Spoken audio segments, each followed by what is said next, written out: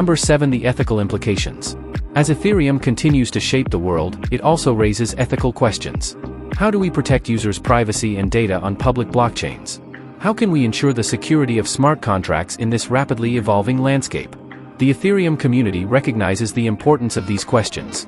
Developers, researchers, and policymakers collaborate to find ethical solutions, fostering a responsible and inclusive blockchain ecosystem. Number 8. The future of Ethereum. As we gaze into the future, the potential of Ethereum seems boundless. With Ethereum 2.0, the platform's scalability will improve, allowing for even more complex and sophisticated applications. Ethereum is set to merge with other groundbreaking technologies like artificial intelligence, Internet of Things, and 5G networks, creating a seamless and interconnected world. Number 9. Embracing the Ethereum revolution.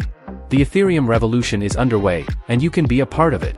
Whether you're a developer, investor, or enthusiast, explore the vast opportunities this transformative technology offers. Educate yourself about the principles and mechanics of Ethereum, and always stay informed about the latest developments in the blockchain space. Number 10. The enduring legacy.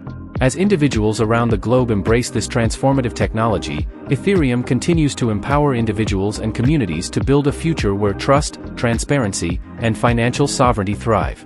Number 11. Navigating the challenges. As with any transformative technology, Ethereum faces challenges on its path to widespread adoption. One pressing concern is the issue of security. Smart contracts, while powerful, are not immune to bugs or vulnerabilities, which can result in significant financial losses. To mitigate these risks, developers and users must follow best practices in smart contract development and auditing.